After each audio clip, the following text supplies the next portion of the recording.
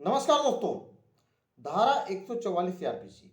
अक्सर त्योहारों के समय में, चुनाव के समय में या मान लीजिए अन्य कोई कारण होता है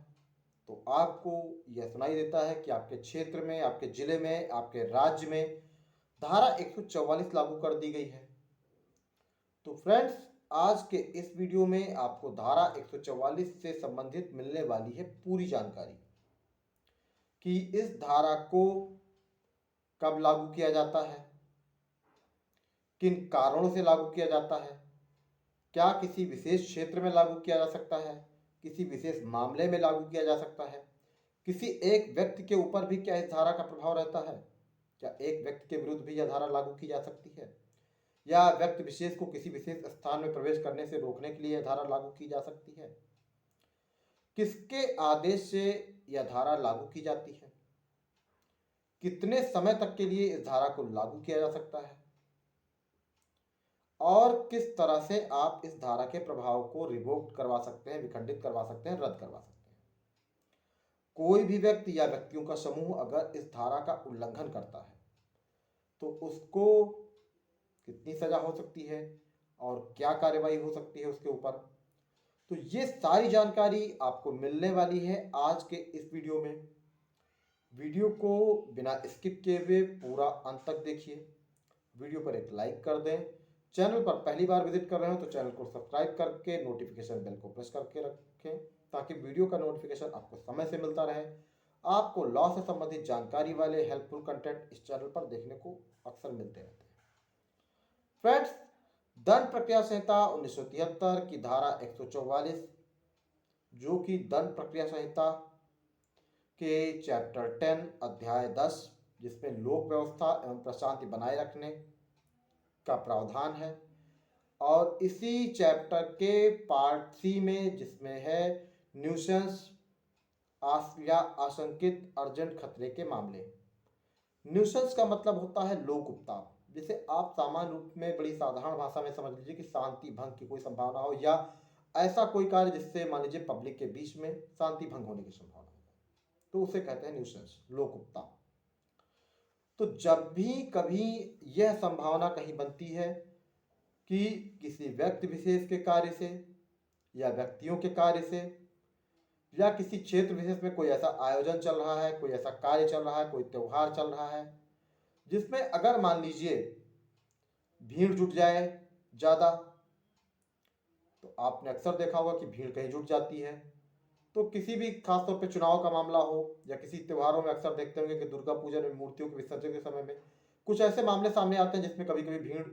नारेबाजी करने लगती है, उग्र हो जाती है, या कोई व्यक्ति ऐसा हो जिसको किसी कार्य करने से रोका गया हो कि आप इस स्थान पर नहीं जाएंगे, लेकिन वह व्यक्ति उस स्थान पर चला जाता है और उससे शांति भंग होने की संभावना होती है कि नारेबाजी शुरू हो जाए, फिर वहां पर बवाल शुरू हो जाए, बलवा शुरू हो जाए, दंगा शुरू हो जाए। तो उस सिचुएशन में या उस सिचुएशन को रोकने के लिए यह धारा प्रयोग में लाई जाती है। मतलब धारा 144 में जो प्रावधान है कि न्यूसेंस या आशंकित अर्जेंट खतरे के मामलों में आदेश दिए जाने की शक्ति,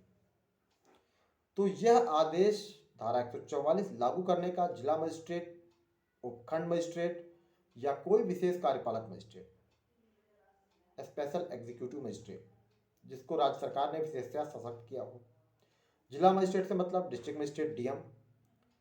उपखंड मजिस्ट्रेट से मतलब एसडीएम सब डिविजनल मजिस्ट्रेट,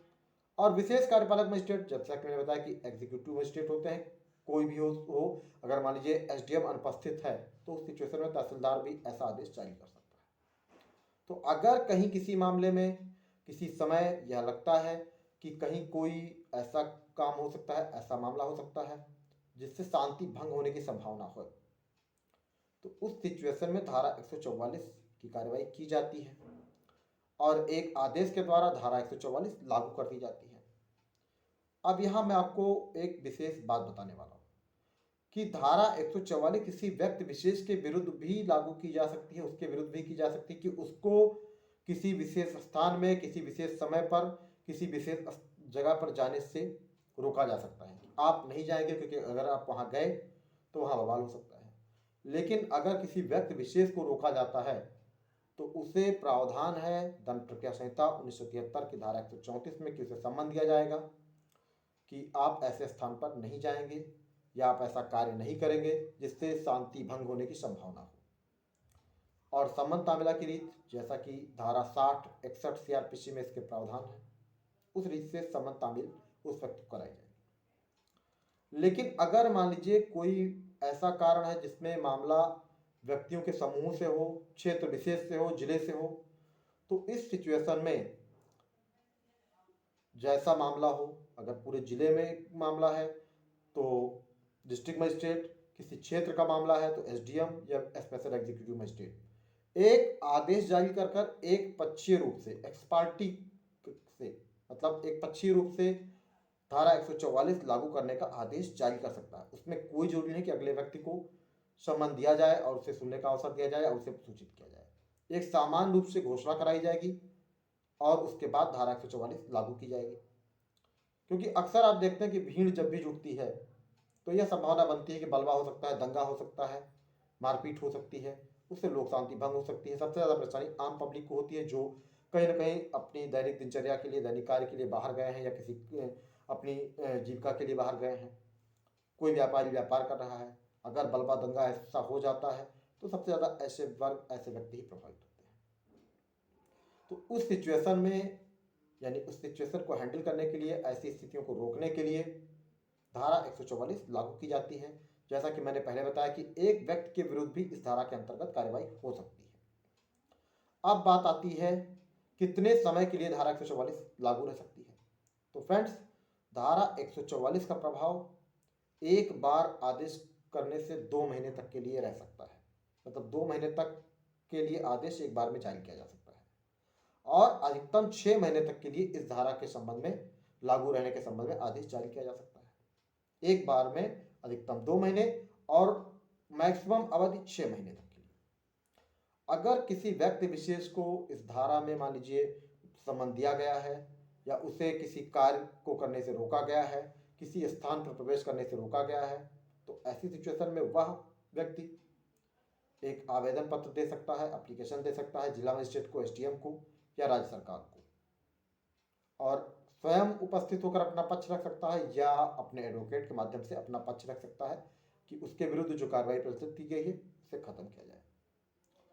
अब आते हैं कि इसका प्रभाव 2 से 6 महीने तक के लिए जो कहा गया है, इसे खत्म कौन कर सकता है। तो फ्रेंड्स, कोई अगर मान लीजिए ऐसा मैटर है कि राज्य सरकार को यह लगता है या जिला मजिस्ट्रेट को यह लगता है कि हाँ, अब इस धारा को लागू करने का कोई कारण नहीं है, तो एक निश्चित समय के लिए, मान लीजिए धारा को लागू की गई थी उससे पहले भी, इस धारा को के प्रभाव को खत्म किया जा सकता है। अब सबसे लास्ट और महत्वपूर्ण पॉइंट कि अगर कोई व्यक्ति इस धारा का उल्लंघन करता है तो उसके ऊपर क्या कार्रवाई हो सकती है। तो फ्रेंड्स, कोई भी व्यक्ति इस धारा का उल्लंघन करता है और मान लीजिए कोई संज्ञेय अपराध घटित होने की संभावना है तो 151 सीआरपीसी के अंतर्गत उसको गिरफ्तार किया जा सकता है। 107(16) की कार्रवाई इसके ऊपर की जा सकती है। इसके अलावा मिनिमम उसके ऊपर 188 आईपीसी के अंतर्गत, यानी लोक सेवक के आदेश को ना मानना, इसके अंतर्गत उसके ऊपर एफआईआर दर्ज कराई जा सकती है, जिसमें अधिकतम 6 माह की सजा का प्रावधान है और साथ साथ 1000 रुपये तक का जुर्माने का प्रावधान है। मिनिमम सजा इसमें 1 महीने की है और 200 रुपये तक का जुर्माना है। यह धारा काजनिजेबल है, संज्ञेय प्रकृति की है, जिसके अंतर्गत एफआईआर दर्ज हो सकती है। और अगर मान लीजिए आपके कृत्य से दंगा हो जाता है, बलवा हो जाता है, किसी की जान चली जाती है, तो उस सिचुएशन में अन्य धाराओं में या अन्य अधिनियमों में भी आपके ऊपर कार्रवाई हो सकती है। तो फ्रेंड्स, आशा करता हूं कि जो जानकारी मैंने आपको दी है ये पूरी तरीके से स्पष्ट है और आपको समझ में आ गई होगी। तो वीडियो पर एक लाइक कर दें और अगर आपकी कोई क्वेरी है, कुछ और जानना चाहते हैं तो कमेंट करके आप मुझसे पूछ सकते हैं। तो friends, thank you for watching.